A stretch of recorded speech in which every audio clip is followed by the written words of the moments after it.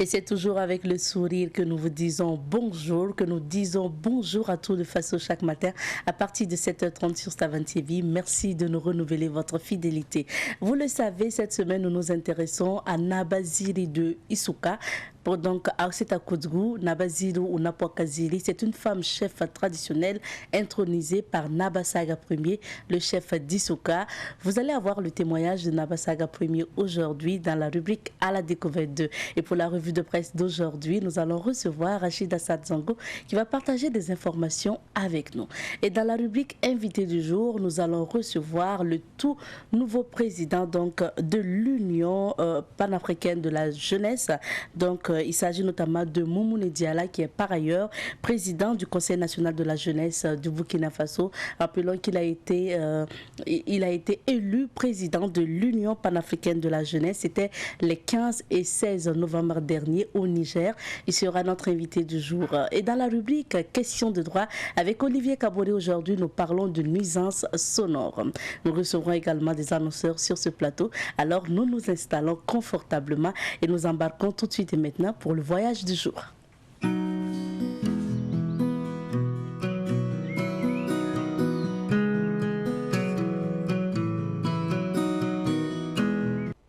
Et pour commencer, nous déposons nos valises à Koudgou, la cité du Cavalier Rouge, pour vous présenter une femme pas comme les autres. Il s'agit notamment de Napwakaziri ou Nabaziri. Elle est femme, mais chef traditionnelle et qui porte le bonnet au même titre que les autres chefs traditionnels dans la société Mouaga. Alors, il faut rappeler que c'est dans le quartier Isuka qu'on retrouve bien sûr cette femme chef traditionnelle. Et le quartier Isuka est administré traditionnellement par Nabasaga Ier et c'est lui qui a nommé la femme chef traditionnelle.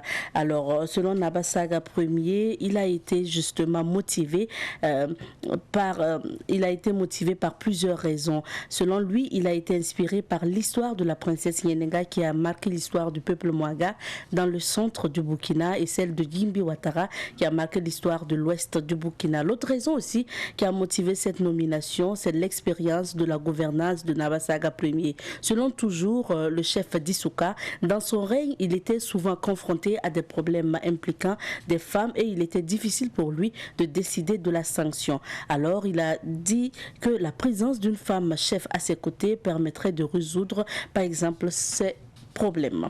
Alors, aujourd'hui, nous allons vous proposer d'écouter le témoignage de celui-là qui a intronisé Nabaziri depuis 2007. Il s'agit de Nabasaga Ier, le chef d'Isuka. On y va et on revient. Je suis resté épaté, émerveillé par l'histoire du peuple Mouaga, qui a commencé par une femme, dit-on, la légende le dit, venue du Ghana qui s'appelait Yenega, qui aurait rencontré un monsieur dans la région là-bas proche du Ghana et qui s'appelait Niare, Riare, comme ce qu'on dit. Et c'est cette femme qui a donné naissance à Ouedraogo, qui a lui-même créé l'empire Mouara en passant par, depuis leur existence, dans le côté centre-est du Burkina Faso. Alors, si c'est une dame, et je prends aussi l'histoire, quand on parle du côté de Bobo, on dit que c'est Gimbi Ouattara qui a été une femme très battante. Et de gauche à droite, on se rend compte que les femmes ont joué une partie positive dans notre existence. Et aussi grand chef qu'on soit, ou petit chef, il n'y a pas de petit chef de toute façon, aussi chef qu'on soit, aussi président qu'on soit, aussi empereur qu'on soit, on est resté 9 mois dans le ventre d'une femme. Alors, donc tout ceci ont été des éléments. Mais l'élément important qui m'a décidé est que quand j'ai été intronisé, on m'a mené des problèmes que je devais résoudre, qui tournaient autour des problèmes de femmes. Et moi, c'est vrai, je suis de Koudgou, je suis né à Issouka, j'ai grandi, mais je suis parti très tôt. C'est bien que j'ai perdu quelques notions qui pouvaient me permettre de statuer, de juger, de prononcer une sentence ou bien, en tous les cas, de prononcer un verdict quand il y avait un problème concernant les femmes. Et je me suis dit, tiens, dans le collège, il n'y a pas de femmes. Alors, s'il n'y a pas de femmes, qui peut me donner une expérience sur la femme plus que la femme? Et j'ai donc demandé qu'on m'aide à insérer une femme dans le collège des gens qui devaient me conseiller. Tout est parti de là. Donc, vous voyez, les motivations, c'est l'histoire. La deuxième motivation, c'est l'histoire générale.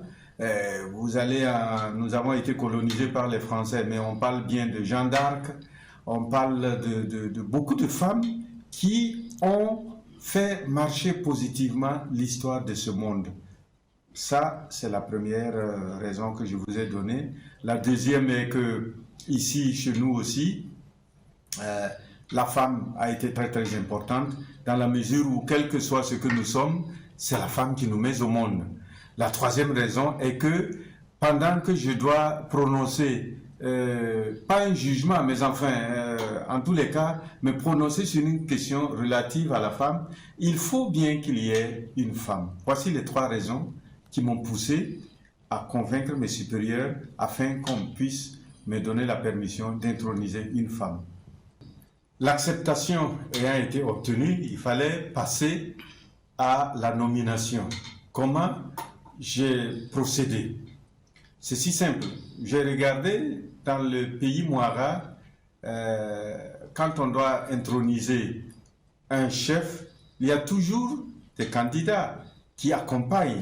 En tous les cas, ils sont autour de 3 et on désigne toujours une personne parmi les 3 ou en tout cas parmi le nombre suivant les régions. Et moi, je me suis dit que comme c'est pour les hommes, c'est 3, moi je vais demander à la communauté de me désigner 4 femmes. 4 femmes avec des critères bien déterminés, comme une femme par exemple qui n'humilie pas son mari en public, qui n'est pas dans les cabarets, qui s'occupe bien de ses enfants, ainsi de suite. Toute la litanie de qualités qui doivent accompagner la femme que j'allais désigner.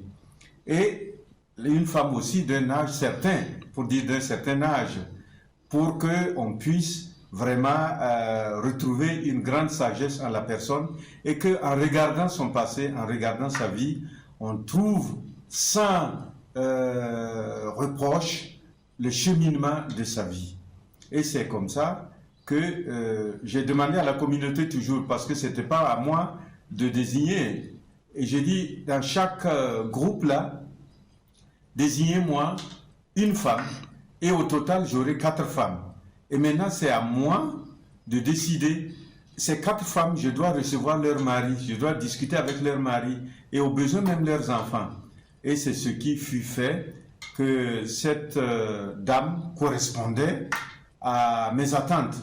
C'est-à-dire que, bon, elle reste humaine comme moi je reste humain, mais elle avait des qualités qui répondaient à mes attentes et qui répondaient à l'attente de la communauté. Et c'est comme ça que j'ai procédé effectivement à sa nomination. Je ne suis pas allé prendre une femme d'Issouka comme ça, non.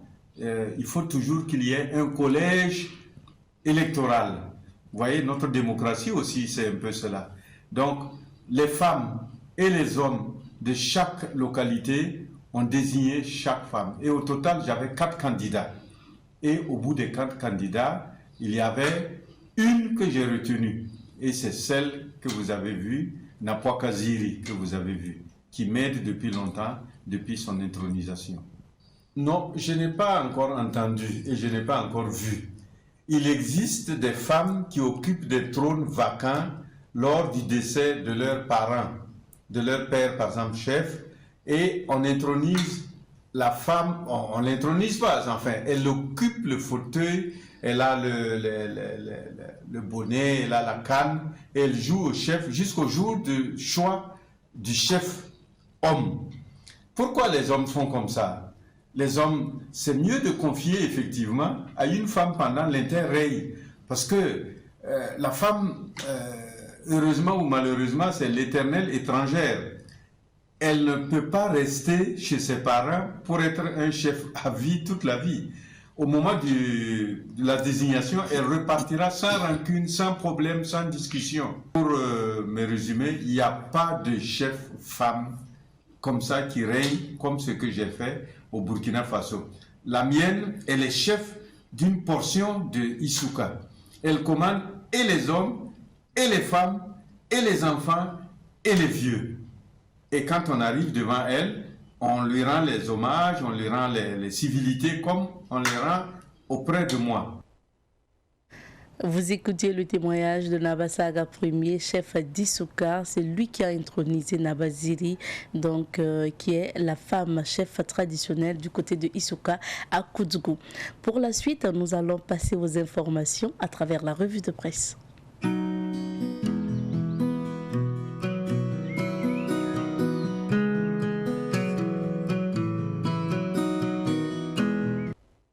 Et nous retrouvons aujourd'hui Rachid Assad Zongo. Bonjour Rachid. Bonjour Abzeta et bonjour à vous qui nous suivez. Qu'est-ce qu'on retient de l'actualité aujourd'hui? Plusieurs sujets, et pour ce qui est en tout cas des sujets qui sont recoupés par la plupart des journaux que nous avons pu justement parcourir, c'est bien sûr l'inhumation de ces gendarmes tombés du côté de Inata et on va dire quelques marches qui ont eu lieu à la fois dans la région du plateau central comme du côté de la boucle du Mouhoun. Alors pour démarrer, on va dire la lecture de la une des journaux du jour.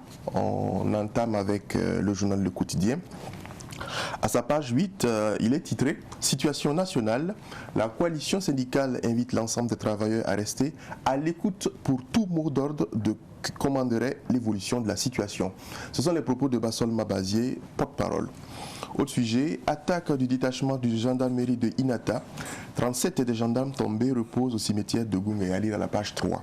À la page 11 décembre à Zignaré, des manifestants exigent le report des festivités. Et pour achever avec la une du journal Le Quotidien du jour, situation nationale au Burkina, personne ne gagne aujourd'hui à affaiblir davantage la nation face à cette situation. Une interview accordée et qui peut être parcourue à la page 4 du journal Le Quotidien du jour.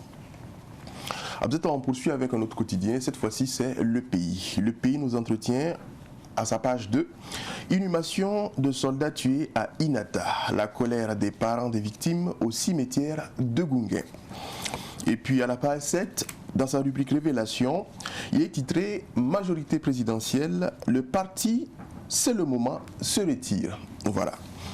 Également, attaque terroriste dans la boucle du Mouhoun, des populations crient le ras-bol dans la rue, c'est-à-dire à la page 4. Procès de contrebande de carburant, ces images qui confondent les accusés, c'est-à-dire à la page 21.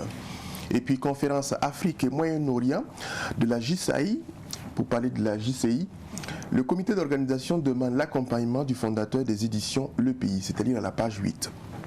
À la page 5, on parle de volatilité, de la situation nationale, de la nécessité de se ressaisir, ainsi titre Le Pays. Suspension de la fourniture de connexion Internet, les organisations professionnelles des médias remontées. Et puis, pour achever, c'est du sport qui intéresse Le Pays. ActuFoot Mondial 2022, barrage RDC Bénin, Ghana Afrique du Sud. Verdict imminent, c'est-à-dire la page 27. Pour ce qui est du journal Le Pays du jour. Un autre journal, nous sommes cette fois-ci avec l'Observateur Palga. L'Observateur Palga revient également sur l'inhumation des soldats tombés à Inata. Gendarmes tombés à Inata, inhumation dans la colère. Coupure connexion Internet mobile, une porte ouverte à la dictature. Ce sont les propos de Karim Saleh Koné. Et puis, les organisations professionnelles des médias donnent de la voix toujours pour ce qui est de la coupure de connexion Internet mobile. Pour une fois, j'étais peinard. Ces sujets peuvent être parcourus aux pages 18, 21 et 5 du journal L'Observateur Palga du jour. Et puis, toujours avec le même journal, recrutement agent de santé sur mesure nouvelle, 15 000 diplômés mis en quarantaine. C'est à lire à la page 17. À la page 6, pour achever avec l'observateur Palga du jour, c'est un sujet santé. Maladie rhumatologique. Le mal de dos peut entraîner un problème d'érection. Ce sont les propos de Dr Charles Souguet qui peut être lu à la page 6 de l'observateur Palga du jour. Nous poursuivons cette lecture de la une pour ce qui est des journaux avec Aujourd'hui au Faso. Aujourd'hui au Faso qui titre à sa page 11 « Inhumation des gendarmes tombés à Inata ». 37 des victimes décorées à titre posthume. Et puis, appel incessant au coup d'état militaire, le MBDHP non partant, à lire à la page 2. À la page 8 du journal Aujourd'hui au Faso, situation nationale, la coalition syndicale invite à l'écoute. Et puis, inhumation de 37 et de 57 suppliciés à Inata. Consternation et obsèques polémiquées au cimetière, à lire la page 3. Présidence du Faso, report de la rencontre entre les coutumiers et Roch Kaboré. Toujours avec Aujourd'hui au Faso, on parle d'actualité internationale à présent. Guerre totale en Éthiopie, un Nobel transit dans les oripeaux de Gengis Khan. À lire la page 4. Viol et féminicide en Guinée, il faudra légiférer en Afrique, c'est-à-dire à la page 4. Et pour ce sujet, il s'agit, on va dire, d'une femme violée du côté de la Guinée, dans une clinique privée. Voilà. On poursuit Abzeta avec, cette fois-ci, le journal d'enquête indépendant, Courrier confidentiel. Les Courriers confidentiels revient sur l'attaque terroriste contre le détachement de gendarmerie de Inata, les larmes silencieuses des soldats.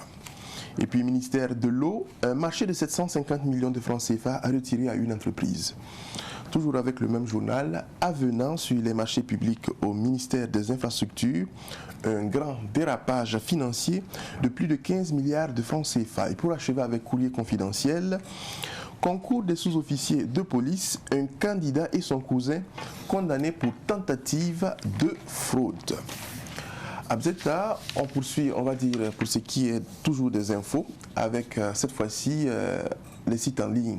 Et le site en ligne qui nous entretient ce matin, c'est www.lefaso.net.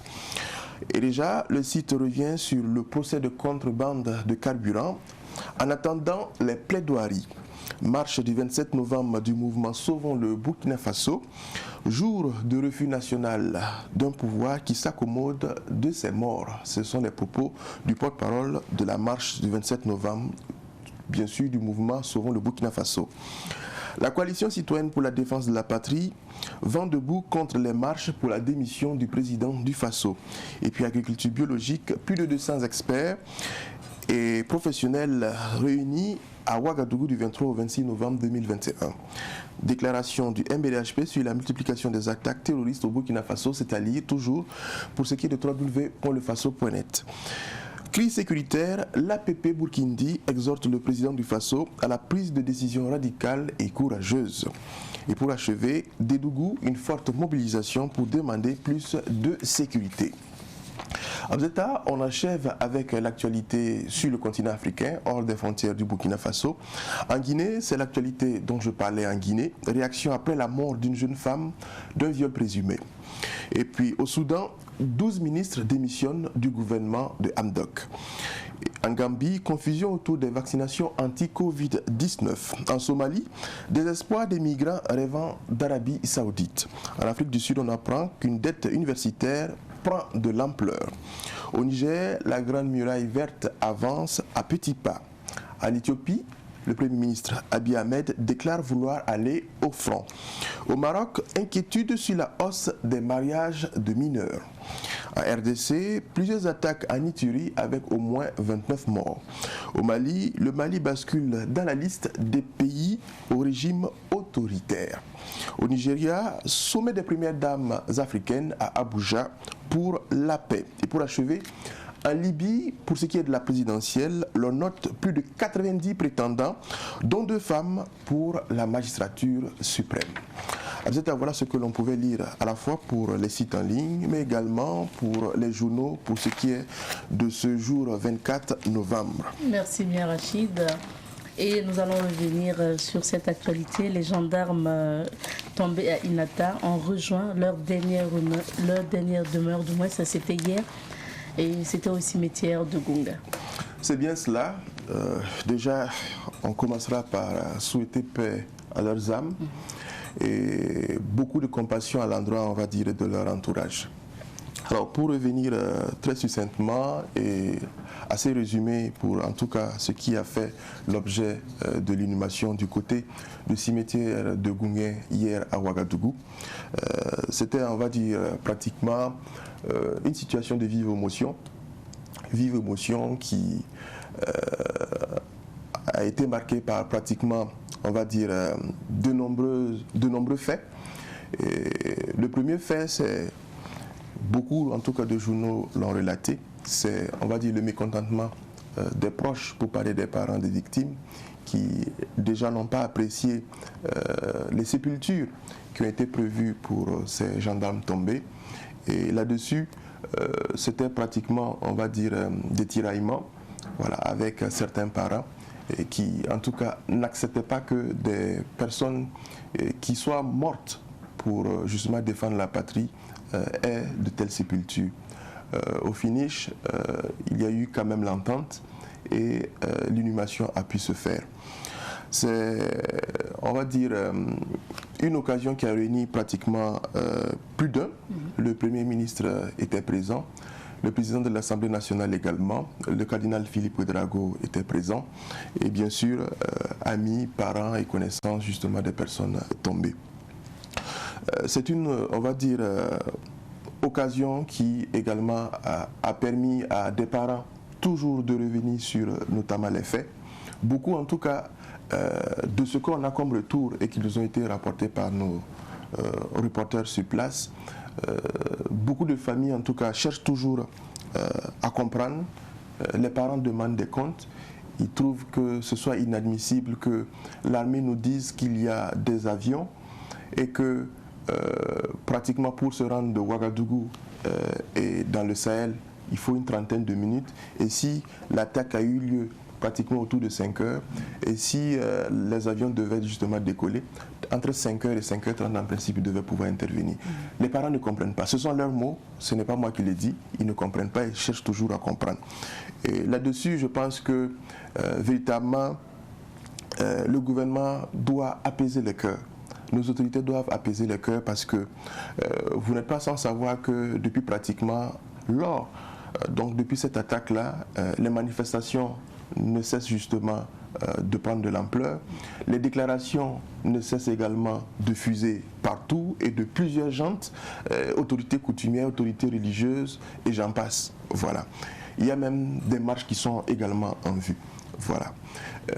J'avoue que, et pour terminer, j'avoue que c'est une situation qui marque toujours les esprits. On a pu voir à travers l'oraison funèbre que parmi ces gendarmes enterrés, il y avait certains qui avaient pratiquement 30 ans de service. Il y en a qui avaient à peine 4 années de service. Il y en a qui étaient mariés avec des enfants, d'autres célibataires sans enfants. Donc il y avait pratiquement tous les profils. Voilà. Qu'à cela ne tienne, on ne peut justement s'en remettre qu'au ciel, souhaiter que leurs âmes reposent en paix et que surtout, ce qui a été clamé par pratiquement tout le monde, que ce soit les parents, que ce soit nous-mêmes médias, qui est que l'État assume ses responsabilités, que cela soit. Voilà. Il ne faudrait pas que l'on se retrouve encore dans cette situation. Il ne faudrait pas encore que l'on aille encore, on va dire, inhumer ces personnes-là qui se donnent pour la patrie en de telles circonstances. Et j'espère que le message vraiment est entendu parce que vous n'êtes pas sans savoir également qu'il n'y a pas 2 jours de cela, à Foubé, il y a eu encore une attaque avec malheureusement des soldats tombés. Voilà. Comme je l'ai dit, on espère que la responsabilité sera prise au niveau de nos autorités pour que cette avancée fulgurante, en tout cas des attaques des groupes armés, soit limitée ou sinon du moins soit estompée. Et tu as parlé tantôt de marches un peu partout depuis cette attaque d'Inata. Alors, hier également, on a assisté à d'autres marches, notamment à Zignari et à Dédougou, pour d'autres raisons aussi. C'est bien plus, cela. bien sûr, de demander la sécurité. C'est bien cela. Déjà, pour hier, on note que du côté de Dédougou, donc dans la région de la boucle du Moun, les populations ont battu le pavé. Elles étaient justement dans la rue. Et c'était pratiquement, on va dire, ville morte pour ce qui est de la ville de Dédougou. Et ce qui était clamé pratiquement, et ce qu'on a eu comme retour de nos correspondants sur place, c'est qu'en grande partie, c'est le retour à la paix, le retour à plus de sécurité, le retour à plus de sérénité, pour ce qui est en tout cas de la région de la boucle du Moun, pour ne pas dire Dédougou. Donc, c'est une situation qui n'est pas nouvelle parce que depuis pratiquement la semaine dernière jusqu'à cette semaine, les marches ne cessent, on va dire, de se poursuivre. Hier, c'était Dédougou. Avant ça, on avait vu le cas de Banfora. Et bien avant, on avait vu le cas de Waiguia, pour ne citer que ces exemples-là. Et c'est pratiquement toujours le même mot, plus de sécurité. Vous voyez, pratiquement pour ce qui est de Dédougou, les manifestants ont fait savoir que la quasi-totalité des localités de Dédougou est pratiquement sous le contrôle des groupes armés. Et si l'État n'intervient pas dès maintenant, pratiquement Dédougou sera assiégé. Voilà. Il ne faudrait pas que l'on minimise cette avancée, on va dire, des groupes armés. L'autre marche également qui a eu lieu hier, je sais que mon temps est escompté, c'est du côté de Zéziaré, dans la région du plateau central. C'était pratiquement, on va dire, un peu les mêmes raisons. Oui. On va dire la question sécuritaire. Et là-dessus, ce que, on va dire, les manifestants, eux, réclamaient, c'est d'annuler les festivités en lien avec le 11 décembre. Voilà. Les manifestants ont estimé que on ne pourrait pas être dans une ambiance de fête pendant que le pays est en deuil, pendant qu'il y a des attaques de gauche à droite et que les gens sont pratiquement sur le qui-vive, les gens sont dans la hantise à cause de l'insécurité. Ils ont rencontré, on va dire, le gouverneur Fatmata Benon, Madame le gouverneur Fatmata Benon, à qui ils ont justement remis leur déclaration adressée justement à qui de droit. On attend donc de voir ce qu'il en sera puisque le gouvernement doit notamment se pencher sur la question. S'il faut ou pas, on va dire, annuler les festivités en lien, ou reporter justement les festivités en lien avec le 11 décembre. Là-dessus, c'est vrai que c'est une activité, on va dire, d'intérêt général. C'est une activité nationale. Ça ne concerne pas que la région du plateau central, ça concerne tout le pays. Et là-dessus, je pense que véritablement, nos autorités doivent davantage réfléchir sur la question. C'est vrai que le Conseil des ministres du 17 novembre avait institué que les festivités en lien avec le 11 décembre vont se faire dans la sobriété. Mais quoi qu'il en soit, je pense qu'il faut quand même aussi écouter les populations. C'est important. Si cela doit se faire sans elles, parce que si on force et qu'on doit tenir les festivités du côté des Ignorés et qu'elles refusent d'y prendre part, je ne pense pas et je ne vois pas en tout cas l'intérêt de fêter le 11 décembre. Donc je pense qu'il faut prêter l'écoute et trouver justement la voie qui sied pour, on va dire, le 11 décembre pour cette année. D'accord. Merci bien Rachid. Et pour finir, nous rappelons cette émission avec le président de l'Assemblée nationale. Ça sera tout à l'heure. Tout à fait. On va dire un temps d'entretien avec les journalistes de la maison de Savane Média et plusieurs questions, des questions en lien avec l'actualité nationale, des questions en lien avec le fonctionnement, on va dire, pour ce qui est de l'Assemblée nationale. En tout cas, tout ce qui est question qui pourrait également intéresser la population puisqu'il est envisagé l'interactivité. Les téléspectateurs et auditeurs pourront justement appeler pour soit poser leurs questions ou apporter leurs contributions. Bien sûr, dans la courtoisie surtout. Et ça va se passer à partir de 9h30, donc 30 minutes après la fin de l'émission Bonjour le Faso, sur Savane TV et puis bien sûr sur Savane FM. Merci à toi Rachid d'être passé. Merci Abzeta et belle perspective d'émission. Et je t'invite à voyager avec moi pour justement découvrir les couleurs du temps. Et dans la rubrique invité du jour aujourd'hui, nous sommes avec Moumouni Diala, président du Conseil national de la jeunesse du Burkina Faso, aujourd'hui président de l'Union panafricaine de la jeunesse. Il a été élu les 15 et 16 novembre dernier. Nous en parlerons sur ce plateau avec notre invité. Bonjour à vous. Bonjour. Et bienvenue. Bonjour. Merci d'être à nouveau sur notre plateau. Mais avant de parler bien sûr de votre élection, nous allons parler de l'actualité nationale. Vous êtes au Burkina et vous vivez justement cette situation avec nous. Depuis quelques jours, un convoi militaire donc de l'armée française qui a été bloqué au Burkina Faso parce que repoussé par des manifestants un peu partout, à Bobo, à Ouagadougou, à Kayar. Hier, on nous parlait de Lango. Alors, quelle est votre lecture de cette situation ? Il faut dire que ce blocage de l'armée française, le convoi français sur le territoire burkinabé n'est pas surprenant. Parce que quand vous regardez un peu partout en Afrique, je pense que la manière d'intervenir de la France est décriée, surtout par la France jeune. Et c'est des lectures faites à base donc des actions que mène la France dans nos différents territoires, dans nos différents pays.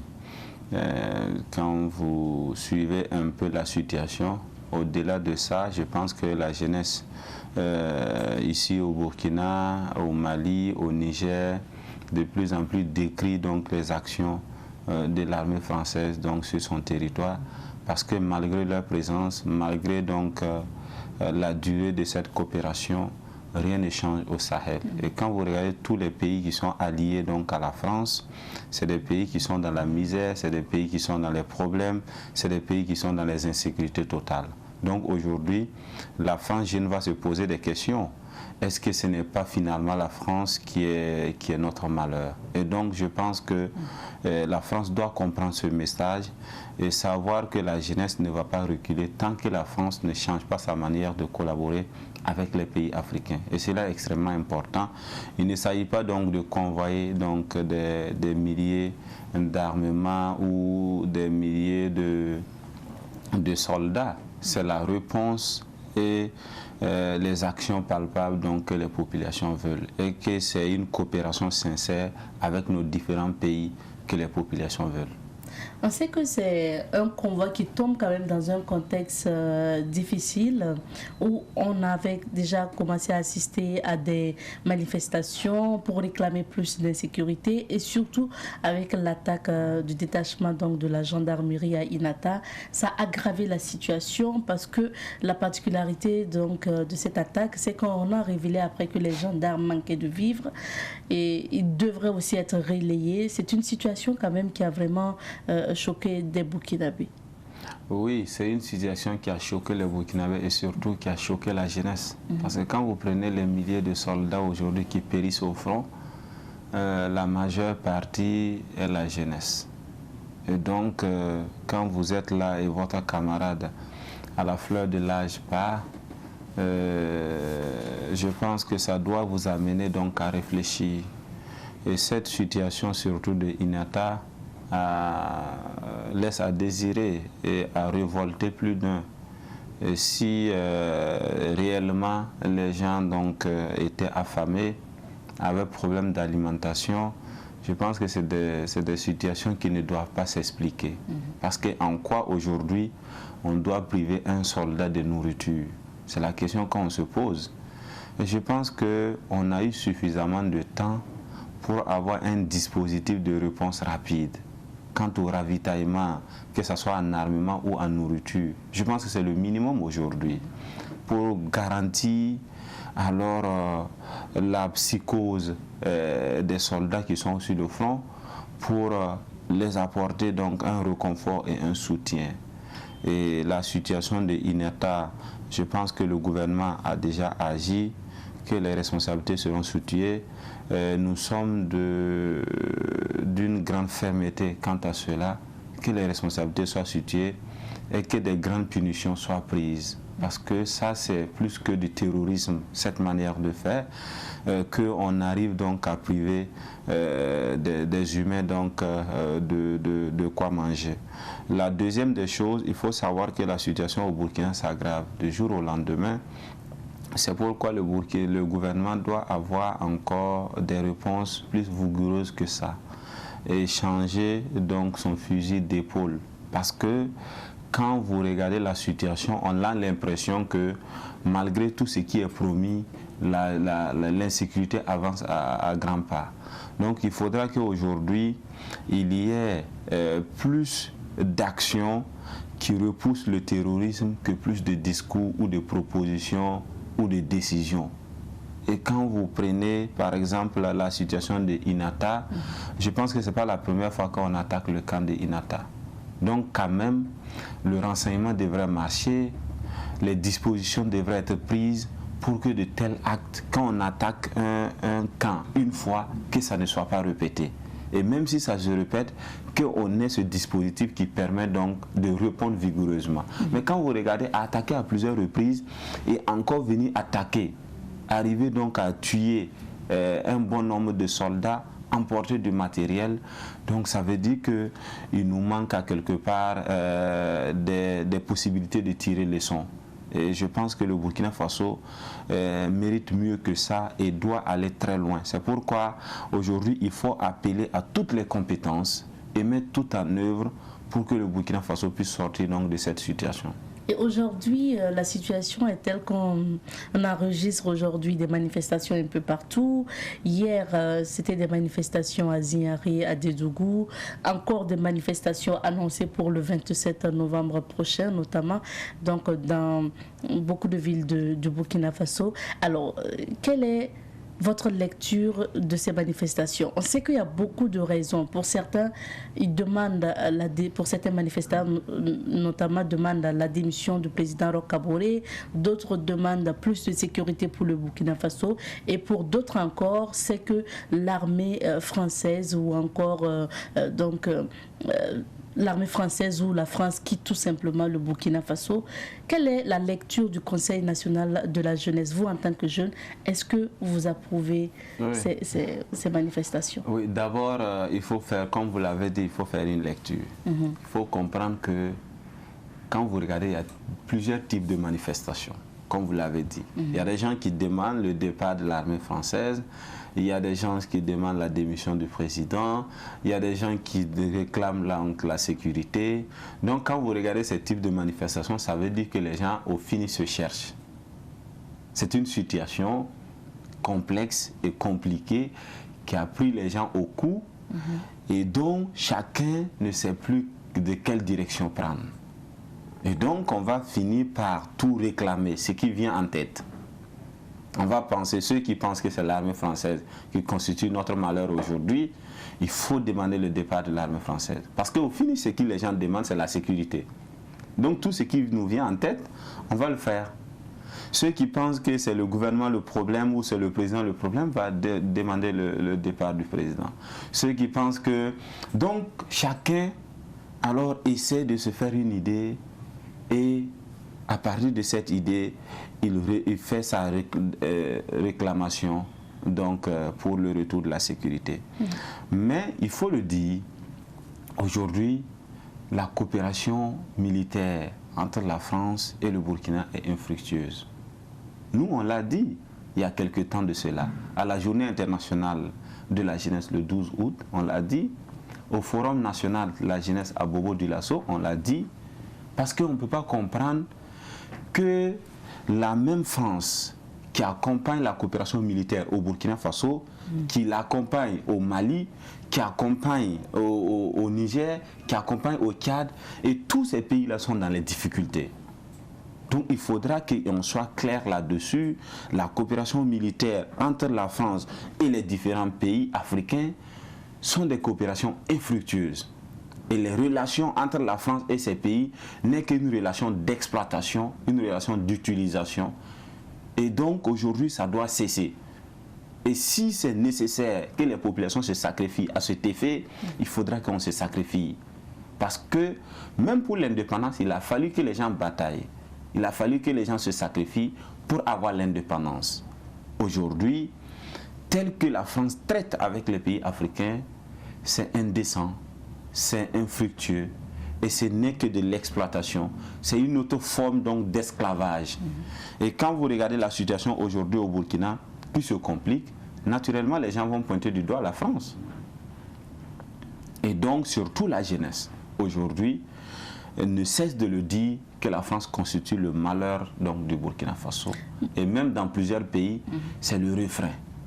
Et quand la question que vous avez posée, des gens qui demandent par exemple le départ du président, le départ donc des autorités, je pense qu'aujourd'hui, il faut qu'on se dise la vérité. La situation au Burkina Faso, le gouvernement n'a pas pris tôt le taureau par les cornes. Le gouvernement n'a pas mesuré tôt l'ampleur de la situation. Le gouvernement n'a pas été prévisible. Le gouvernement n'a pas été anticipatif. C'est-à-dire aujourd'hui, quand vous regardez tel que ça se passe, comment ça se passe? On vient attaquer un camp et puis on dit qu'il y a un avion qui est en train de pilonner après l'attaque.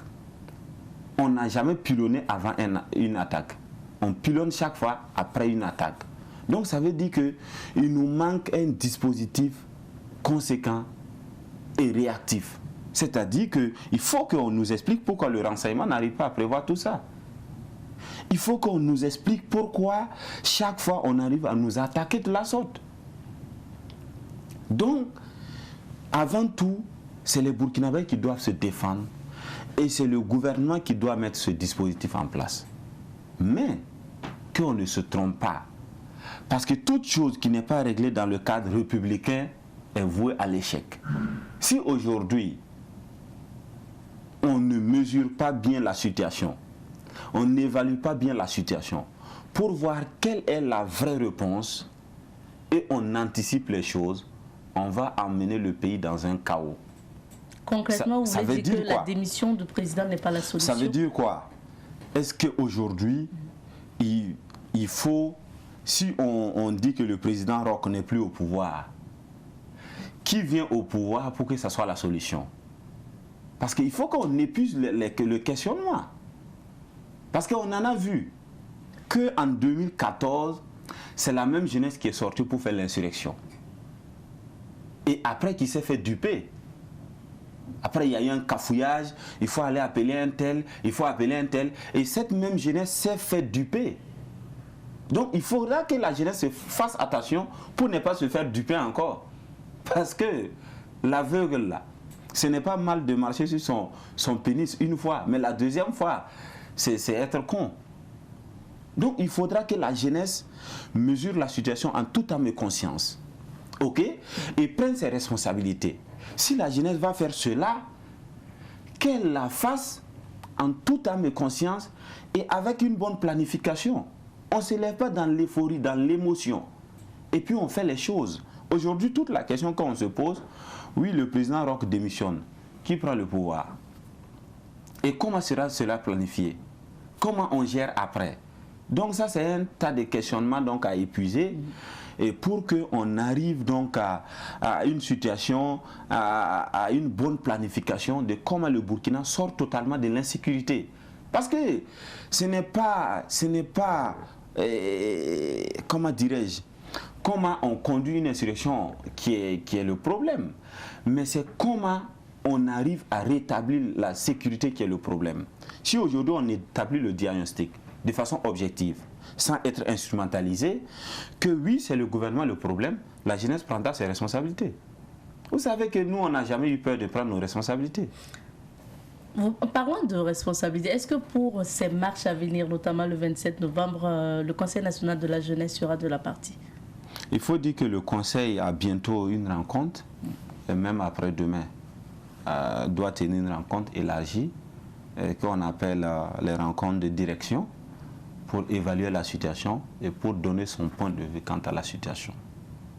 Et ce que nous voulons seulement, pour le moment, c'est d'appeler la jeunesse à mieux analyser la situation et à faire les choses consciencieusement.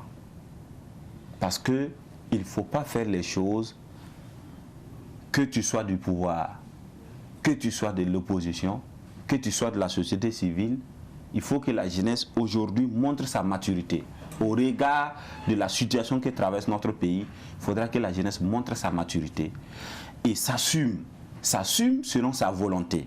Et ne s'assume pas selon la volonté de quelqu'un. Parce que ce qu'on voit dans la plupart des cas, soit la jeunesse est instrumentalisée par le parti au pouvoir, soit elle est instrumentalisée par un groupe d'OSC qui veut arriver au pouvoir, soit elle est instrumentalisée par l'opposition. Non, cette fois-ci, au regard de la situation, ce que nous voulons, c'est le Burkina Faso.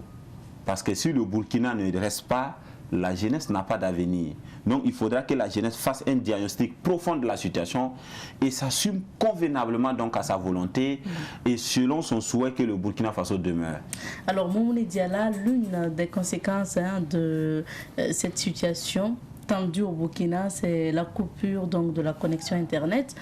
Pour ceux qui ont donc besoin d'utiliser leur téléphone, ça ne marche plus. Il faut avoir un Wi-Fi pour pouvoir se connecter depuis pratiquement samedi. Et c'est lundi que le gouvernement communique sur cette affaire. Nous parlons donc de 96 heures donc, de coupure de connexion Internet. Alors, est-ce qu'on peut comprendre une telle mesure? Mais est-ce que le fait aussi de ne pas communiquer, ce n'est pas là l'erreur de nos dirigeants? Oui, je pense qu'il y a une erreur. Après, on a vu le communiqué que pour des raisons de défense et de sécurité, alors on a décidé de couper l'Internet. Ça peut être le cas. Je pense que le Burkina est souverain et moi je suis un républicain. Ok? Tout ce qui pourrait et peut arranger le pays, on doit le faire. Même si aujourd'hui on dit que le Burkina ne doit plus avoir de connexions mobiles et c'est cela qui doit arranger le pays, on peut le faire. Maintenant le problème c'est de n'avoir pas communiqué au préalable avec les populations. Parce que prendre une décision, ce n'est pas mal. Peut-être que c'est quelque chose même qui va arranger la population. Mais il faut communiquer, il faut expliquer les raisons à l'avance. Couper et puis après maintenant venir faire un communiqué, dire que c'est pour des raisons sécuritaires, ça met en doute même votre communiqué et votre parole. Donc je pense que sur ce plan, le gouvernement n'a pas su jouer. Deuxièmement, aujourd'hui, si c'est pour couper pour des raisons fondées, également sûrement de défense et de sécurité, ce n'est pas mal. Parce qu'aujourd'hui, tout ce que nous voulons, c'est la sécurité. S'il faut couper l'Internet pour que la sécurité revienne, tant mieux. Mais s'il faut couper parce que il faut éviter que les gens se parlent, ce n'est pas la solution. Dans tous les cas, les gens vont finir par se parler. Parce qu'on ne peut pas couper l'Internet pendant longtemps. Comme on l'a dit, au-delà de se parler, c'est un instrument de travail aujourd'hui. Et quand vous prenez la France jeune, beaucoup de jeunes utilisent les téléphones portables pour travailler. Ce n'est pas tout le monde qui est dans l'alimentation de la haine et de la violence. Donc il faut savoir faire la part des choses. C'est pourquoi il fallait prévenir à l'avance pour que ceux qui travaillent avec l'Internet puissent prendre les dispositions nécessaires. Si on avait communiqué à l'avance, il y a certains qui allaient se mettre une connexion Wi-Fi pour ne pas être dans le chômage. Mais on vient communiquer avant d'aller parler et je pense que ça n'a pas été la bonne manière. Nous allons parler maintenant de votre nomination, non, de votre élection, parce que il s'agissait d'une élection à la tête donc de la présidence de l'Union panafricaine de la jeunesse. C'était lors du 4e congrès ordinaire qui s'est tenu, c'était au Niger les 15 et 16 novembre dernier. Comment on se sent en tant que nouveau président de l'Union panafricaine de la jeunesse? Bon, bien. Bien. Mais même si je suis rentré, trouver que même quand nous étions donc en campagne à Niamey, nous avons appris l'attaque de Inata qui nous a un peu refroidi. Et également avec la situation du pays, on ne peut pas être tranquille. Mais dans ma peau de nouveau président de l'Union panafricaine de la jeunesse, il n'y a pas de problème. Mais dans ma peau du Burkinabé, je suis maîtrisé comme les autres. Alors, dites-nous, pourquoi vous avez décidé de déposer votre candidature? D'abord, il faut rappeler que l'UPJ, auparavant, qui était le mouvement panafricain de la jeunesse, le MPJ, existe depuis 1962. C'est-à-dire 2 ans après les indépendances. et le Burkina n'a jamais siégé donc au niveau de l'Union panafricaine de la jeunesse. Et donc c'était la première fois que le Burkina ose et tente sa chance. C'est pourquoi, au-delà donc de ma personne, nous avons voulu donc défendre les couleurs de notre pays, amener donc le leadership juvénile à un certain niveau. Donc c'est pour cela, avec le soutien des autorités, en l'occurrence le président du Faso, qui a aussi décidé que cette fois-ci, ça soit un Burkinabé qui soit à la tête de l'Union panafricaine de la jeunesse, l'accompagnement donc du Premier ministre, le soutien indéfectible donc du président de l'Assemblée et des membres du gouvernement, des présidents d'institutions de la jeunesse burkinabé. Nous avons décidé donc d'envoyer notre candidature et nous sommes allés à la compétition tout en ayant en tête qu'il faut défendre les couleurs du pays, il faut honorer le Burkina Faso. Combien de candidats au départ? Comment les élections se sont passées? Nous avons eu 5 candidats au départ, en l'occurrence le Burkina Faso, le Cameroun, le Nigeria, le Congo-Brazzaville et le Congo-Kinshasa. Il faut dire que l'UPJ regroupe 55 États, c'est-à-dire les États membres de l'Union africaine. Et donc les élections, c'est un pays, une voix. C'est-à-dire que chaque pays vote à travers une seule voix. Et donc le congrès s'est tenu les 15 et 16 à Niamey. Nous sommes allés pour la conquête de la présidence. Je pense que toute la bénédiction de la terre burkinabé nous a suivis. Et Dieu faisant, nous sommes désormais à la tête de l'Union panafricaine de la jeunesse. Et lors de votre conférence de presse, quand vous êtes revenu, on va dire que c'est une conférence de presse de remerciement. Vous avez tenu à remercier justement les autorités, en commençant par le président Roch-Marc Christian Kaboré. Est-ce que ce poste à l'UPJ est un poste politique? Non, ce n'est pas un poste politique parce qu'on ne peut pas faire la politique au-delà de sa frontière. Ça veut dire que les politiciens burkinabés ne feront que la politique au Burkina. Mais je dirais que c'est un poste stratégique pour le Burkina. Et donc, il était important que le Burkina mette sa diplomatie en marche. C'est pourquoi les autorités ont adhéré et ont soutenu. Parce que quand on parle de diplomatie, ça c'est l'appareil de l'État qu'on met en marche. Et donc, le président du Faso lui-même, au devant des choses, pour intercéder auprès de ses homologues, pour demander le soutien donc, de la candidature du Burkina Faso. Et donc je pense qu'il a même donné des instructions pour que le ministre des Affaires étrangères puisse envoyer des correspondances pour demander le soutien de la candidature du Burkina Faso. Au-delà de cela, la candidature devrait passer en conseil des ministres. Si ils n'avaient pas voulu, je pense que ça serait bloqué en conseil des ministres. Et donc ici, c'est le pays qu'on défend. Et quand on défend le pays, c'est tout le pays qui est mobilisé. D'abord, le premier est pour le Burkina Faso, de faire partie donc des instances, des plus hautes instances donc dirigeantes de la jeunesse africaine et d'avoir son mot à dire quant à la conduite donc des affaires, c'est-à-dire du continent africain et surtout quant aux préoccupations donc de la frange jeune. Et vous êtes élu pour un mandat de 3 ans. 3 ans.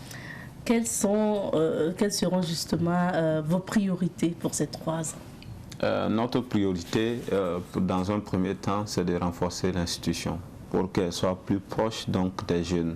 Parce que quand vous prenez dans les pays, l'institution n'est pas trop proche des jeunes. Et que aussi elle puisse mobiliser autant que possible les projets et les programmes pour répondre aux préoccupations de la jeunesse africaine. Et quels sont justement les grands points de votre programme? Oui, comme je le disais, c'est le renforcement donc, de l'institution pour en faire un instrument influent sur le continent africain et un instrument qui porte sans complaisance les préoccupations des jeunes. Deuxièmement, c'est de renforcer les conseils nationaux de jeunesse dans tous les pays en faisant appliquer donc la charte africaine de la jeunesse. Vous savez, dans certains pays comme le Maghreb, on peine toujours à l'application donc de la charte africaine de la jeunesse. Et troisièmement, c'est de pouvoir opérationnaliser ou mettre en place le Fonds africain de la jeunesse. C'est un fonds qui a été annoncé il y a des milliers d'années, il y a plusieurs années, mais c'est un fonds qui n'est pas encore opérationnel. Nous allons travailler de concert avec l'Union africaine à l'opérationnalisation donc du fonds africain donc de la jeunesse. Et troisièmement, c'est de renforcer le leadership de la jeune fille. Comme vous le savez bien, le continent africain a besoin donc de la mobilisation de l'ensemble de ses fils et filles. Et donc le leadership de la jeune fille doit être renforcé afin qu'elle puisse apporter son soutien et ses actions à l'épanouissement du continent africain. Et le point suivant, c'est arriver à établir un cadre de dialogue et d'échange et de partage d'opportunités entre les jeunes intercontinents.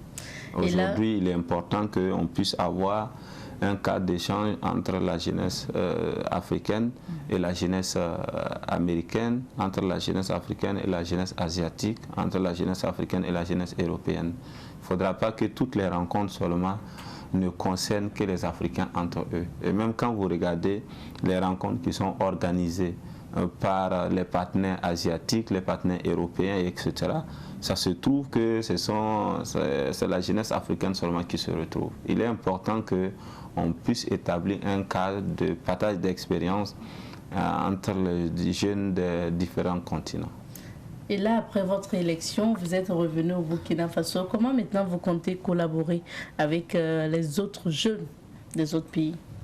Oui, je pense que le cadre de collaboration est déjà établi. Nous avons annuellement un sommet de la jeunesse africaine pour se prononcer sur les préoccupations de notre continent, les problèmes de notre Afrique. Et également, nous avons donc à échanger permanemment avec l'ensemble des présidents de jeunesse des différents pays, mais aussi à prendre langue avec les différents partenaires. Cette collaboration, on n'a pas à l'inventer. C'est une collaboration qui va rester telle que prévue dans notre procédure de l'UPJ, de l'Union panafricaine de la jeunesse. Mais il faut réchauffer cette collaboration parce qu'elle est timide. Il faudra que la jeunesse africaine puisse se prononcer bien et rapidement sur les préoccupations de notre continent parce que la jeunesse est restée absente depuis fort longtemps. Quand vous prenez la situation au Sahel, un peu la situation en Libye, un peu la situation en Afrique, en Centrafrique, c'est des questions du moment qui méritent que la jeunesse africaine puisse se prononcer. Quand vous prenez aujourd'hui la question du franc CFA, la question donc de la monnaie commune en Afrique, c'est des préoccupations qui méritent que la jeunesse puisse se prononcer. Et quand vous prenez aujourd'hui les tracasseries de voyage entre pays, aujourd'hui quand vous voulez aller par la voie terrestre au Mali voisin, vous avez tous les soucis du monde. Donc c'est des situations du moment, c'est des préoccupations du moment qui méritent que l'UPJ puisse travailler fortement de concert avec le soutien de l'UA, avec le soutien des partenaires, à régler ces problèmes de façon rapide pour permettre l'épanouissement de la jeunesse africaine.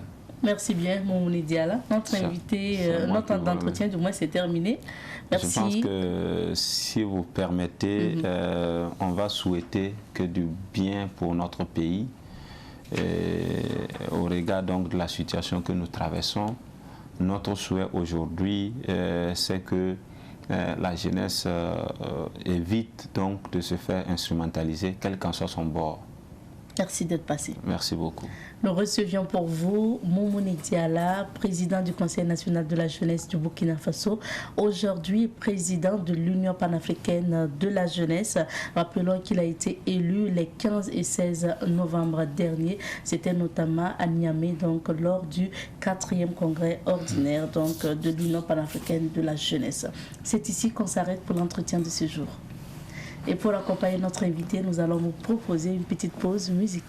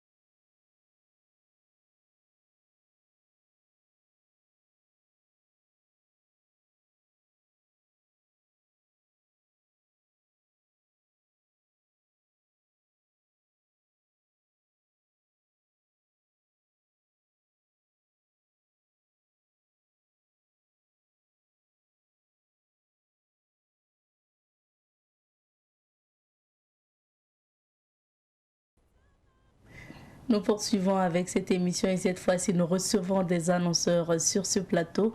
Nous parlons de spectacle d'humour avec Momo l'intellectuel. Bonjour et bienvenue à vous. Bonjour et merci de l'accueil.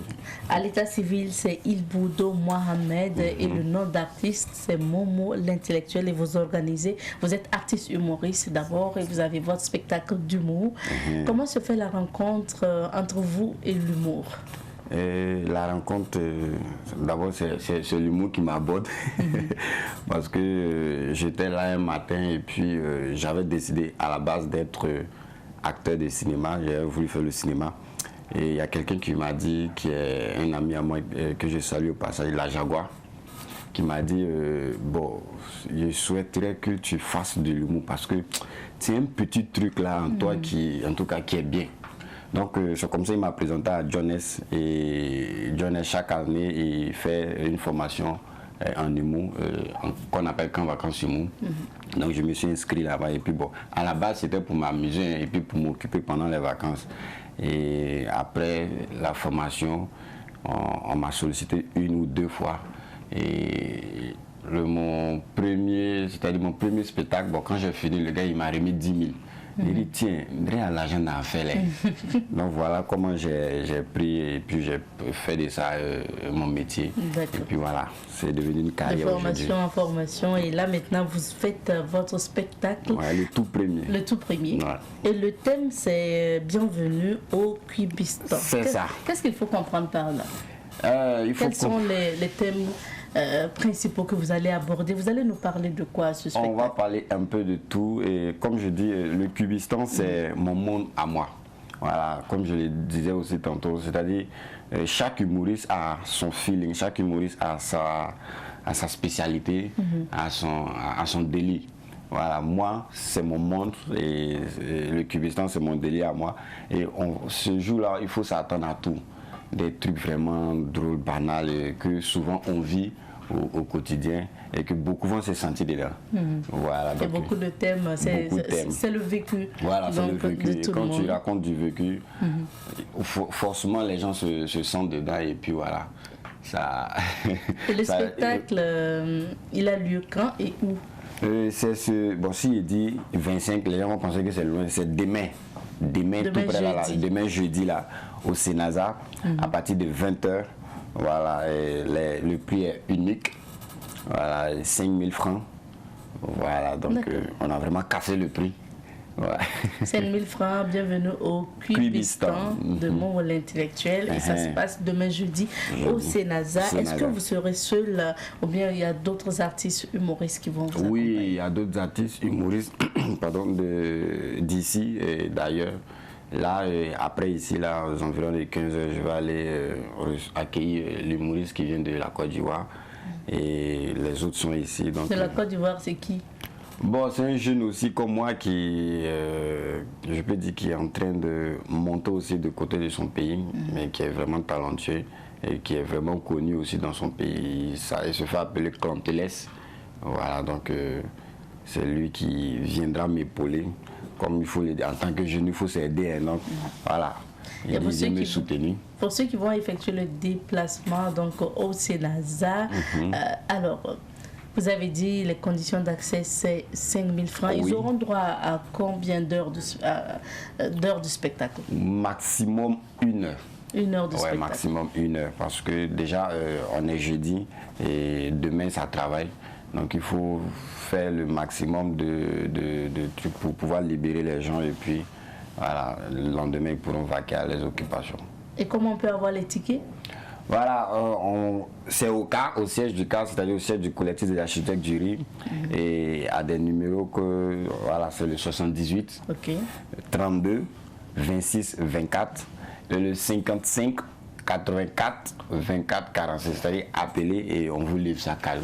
D'accord. Gratuitement. Merci bien et puis on vous souhaite bon spectacle. Merci, ça vous le merci et merci de m'avoir reçu ce matin. Voilà, et on vous attend. Merci. On vous attend.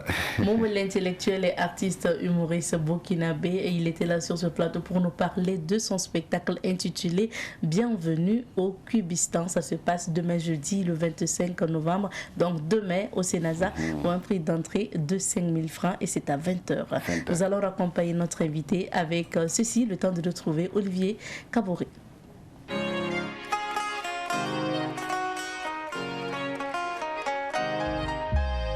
Là où certains ont flanché, nous avons résisté.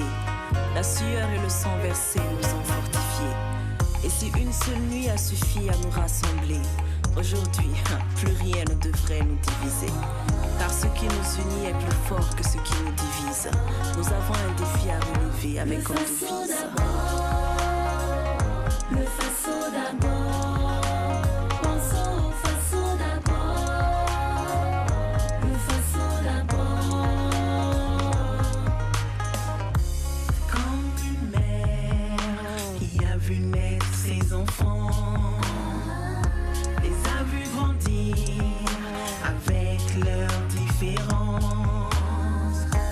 Comme cette famille, malgré les petites querelles qui avancent au-delà des intérêts pour sa postérité, qui avancent au-delà des intérêts pour sa descendance. Faisons terme des accords pour un faso plus fort, la patrie ou la mort.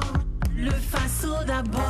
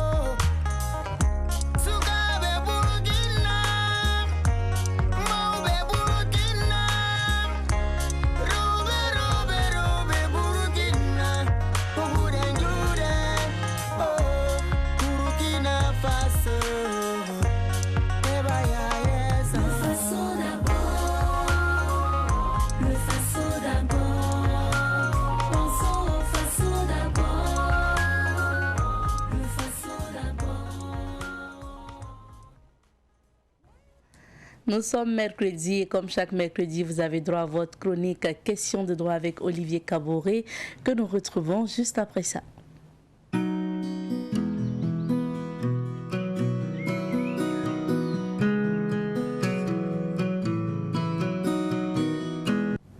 Nous avons souvent des voisins qui nous dérangent par le bruit. Donc plusieurs bruits, ça peut être la musique ou autre chose. On parle de nuisances sonores. Nous en parlons aujourd'hui avec Olivier Kaboré. Bonjour Olivier, bienvenue. Bonjour Abzeta, bonjour aux téléspectateurs. D'accord. Olivier Kaboré avec C, c'est bien de préciser. Aujourd'hui, nous parlons des nuisances sonores du voisinage. Qu'est-ce qu'il faut comprendre par là?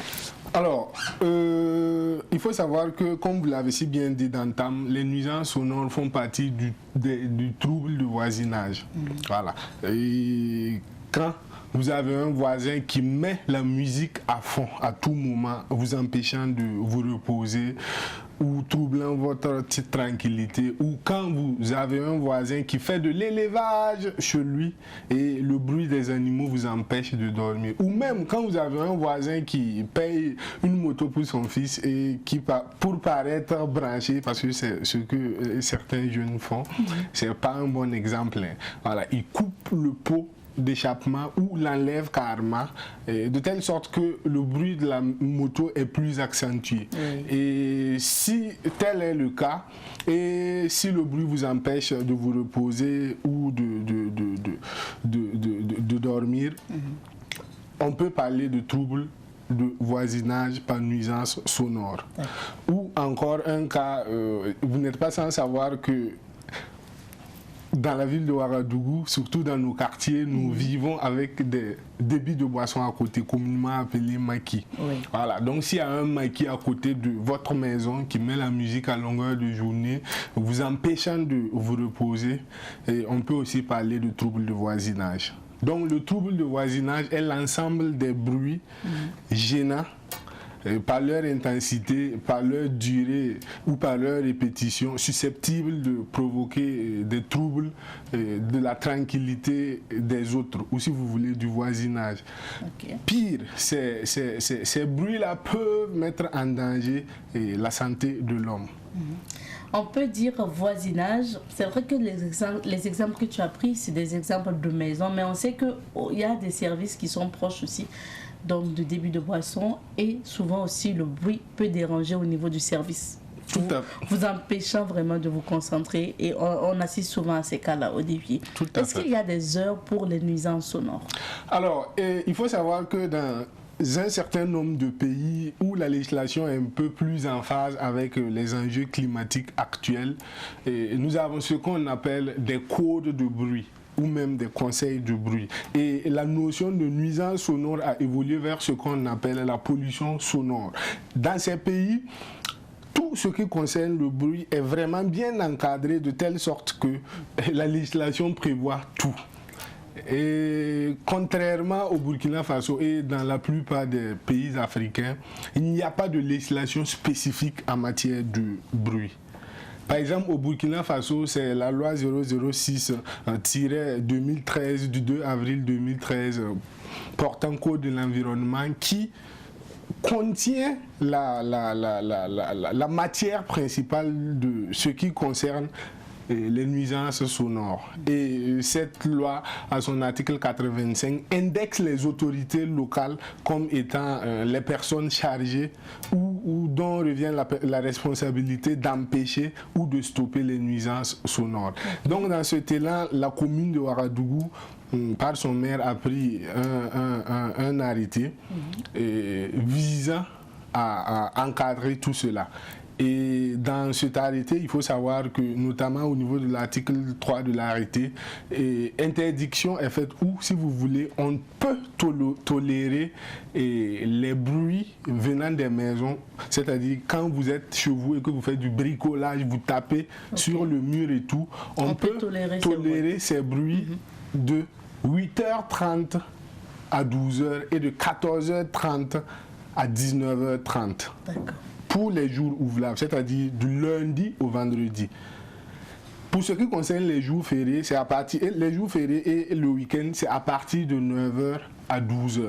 D'accord. Voilà. Maintenant, si on lit bien l'arrêté au niveau de l'article 5, pour tout ce qui concerne les débits de boissons, communément appelés maquis ou bar dancing, en principe, on ne devrait pas percevoir un son à l'extérieur de ces structures-là à partir de 23h. D'accord. Voilà. Et concernant les travaux utilisant des engins qui font beaucoup de bruit ou des machines qui font beaucoup de bruit, prescription leur est donnée de tout faire pour qu'à partir de 20h à 7h du matin, le bruit ne puisse pas déranger le voisinage. Voilà. Maintenant, pour ce qui concerne les jours fériés et les week-ends, en principe, ils ne doivent même pas travailler. On doit laisser les gens se reposer. Voilà. Donc, de façon ramassée. Si on allait suivre et respecter tout ça, ça allait être bien. Olivier, moi, ce que je souhaite savoir, qu'est-ce qu'il faut faire quand vous avez un voisin qui fait du tapage nocturne? Alors, j'ai pour l'habitude de dire que quand vous avez des soucis avec un voisin, la première voie à privilégier, c'est le dialogue. Le règlement à l'amiable. Parce que vous n'êtes pas sans savoir que, tenant compte de nos valeurs culturelles, le bon voisinage est sacré en Afrique. Bien sûr. Et il faut tout faire pour ne pas mettre à mal ce bon voisinage-là. Donc la première étape, c'est d'aller essayer de dialoguer avec ce voisin-là et trouver des solutions. Mais si vous avez un voisin qui ne vous permet permet pas d'avoir des solutions à l'amiable, vous pouvez porter plainte au niveau des structures locales, en l'occurrence au niveau de la police municipale, et ils ont une équipe vraiment dynamique et prompte à agir, qui agit vraiment efficacement souvent contre ces genres de voisins. Et pour être en phase avec les nouvelles techniques de communication, la police municipale a mis en place un numéro WhatsApp, voilà, vous permettant de poser plainte directement sur ce numéro. Vous pouvez faire une vidéo ou prendre des photos et envoyer votre plainte directement sur le numéro WhatsApp de la police municipale. Je pense que le numéro c'est le 70 00 83 41. C'est affiché. Tout à fait. Voilà. D'accord. Alors Olivier, à l'occasion souvent des fêtes ou des baptêmes ou de mariage, est-ce qu'il y a quand même la possibilité pour le voisin de mettre la musique? Ok, il faut comprendre, dans les prescriptions, il est formellement interdit de faire du bruit sur la voie publique. Il est formellement interdit d'utiliser la voie publique et d'en faire un bar, bon, un lieu où il y a beaucoup de bruit pouvant troubler la quiétude des voisins. Parce que vous avez dit qu'à côté, souvent, il y a des lieux de travail, il y a des écoles, il y a des dispensaires. Donc, en principe, il est interdit d'utiliser la voie publique pour faire ces réjouissances-là. Mais comme en droit, tout principe est assorti d'exceptions. Et pour certaines cérémonies, vous pouvez avoir le droit de mettre la musique ou de faire des aménagements sonores, ne serait-ce que le temps de cette cérémonie. Mais il faut prendre une autorisation au niveau de la structure locale compétente, en l'occurrence la mairie. Voilà. Parce que la plupart du temps, les gens ne le font pas. Il n'y a pas de souci quand il n'y a pas de plainte. Vous voyez, quand il n'y a pas de plainte, il n'y a pas de souci. Mais quand à partir du moment où une plainte survient, voilà, ça devient compliqué. Oui. Ça devient très compliqué. Donc, mon conseil, c'est inviter aussi les gens pour les mariages, les baptêmes et tout. Il faut juste aller demander l'autorisation. Et généralement, on l'accorde même sans autre forme de formalité. Et ça vous protège beaucoup. Vaut mieux être dans les règles. Tout à fait. Alors Olivier, on est dans un contexte aujourd'hui souvent où on assiste à des deuils nationaux. Est-ce que dit justement la loi concernant la nuisance sonore pendant un deuil national? De façon générale, le décret portant deuil national sort avec tout son arsenal. Et en principe, le deuil national est décrété à un moment où la nation est affligée, la nation pleure la perte de ses fils. Et en principe, tous les Burkinabés doivent s'accorder et compatir en ce moment-là. Il ne faut pas vous réjouir ou faire des activités à caractère festif. Et généralement, le décret portant deuil national sort avec des interdictions liées aux activités à caractère festif, ou à caractère festif plutôt, ou récréatal. Donc, en principe, c'est interdit. Voilà, quand il y a un deuil national, en principe, les maquis, les bruits, les fêtes, on doit vraiment être sobre dans nos activités et compatir à la douleur de la nation. Et ça, je pense que moralement, chacun de nous devrait, en principe, pouvoir l'appliquer simplement. On n'a pas besoin quand même qu'on vienne vous dire que c'est interdit. Parce que quand la nation pleure ses fils, vous devrez pleurer aussi ces derniers avec cette même nation. Donc pendant les deuils nationaux de grâce, les maquis, oubliez la musique, parce que pendant que des gens meurent, des Burkinabés meurent, vous ne pouvez pas continuer à jouer de la musique, à faire danser des gens, à boire. Ce n'est pas intéressant. Alors Olivier, pour finir, il nous reste vraiment peu de temps parce qu'en droit, il y a toujours à côté des sanctions. Quand on vous dit que c'est interdit, ne faites pas, sinon il y a des sanctions à côté. Alors, pour ce qui concerne les nuisances sonores, il y a deux types de sanctions. Il y a ce qu'on appelle les sanctions administratives. Donc, tout de suite, quand on vous indexe comme une personne troublant la quiétude du voisinage, le maire peut, ou du moins les services compétents peuvent demander à ce qu'on confisque le matériel qui est à la cause de ces nuisances sonores-là. Donc déjà, vous allez voir que dans cet élan, la commune de Ouagadougou, à travers son premier responsable, responsable a entamé la fermeture d'un certain nombre de maquis ne respectant pas ces prescriptions-là. Et quand c'est un voisin qui a des appareils de musique qui dérangent tout le monde, ou le cas de la moto dont j'ai parlé tantôt, on peut procéder purement et simplement à la confiscation de ce matériel-là. Maintenant, au-delà des sanctions administratives, il y a des sanctions pénales parce que des amendes sont prévues pour ces infractions-là. Et ces amendes peuvent aller de 300 000 francs à 1 million, selon l'article 138 du Code de l'environnement du Burkina Faso. Merci bien, Olivier. Rendez-vous un autre mercredi. Dieu voulant, bien sûr. Et nous parlions de la nuisance sonore du voisinage avec Olivier Kabouré dans Question de droit aujourd'hui. C'est ici aussi qu'on va se dire au revoir pour aujourd'hui, puisque le temps accordé à cette émission est terminé. Merci à vous de votre fidélité à Bonjour le Faso et merci à l'équipe de réalisation. Mais surtout, fidèles téléspectateurs, ne zappez pas, comme on vous l'annonçait depuis hier, et nous aurons justement à 9h30 le président de l'Assemblée nationale, son Excellence Bala Alassane Sakandé, qui sera là donc pour une émission spéciale.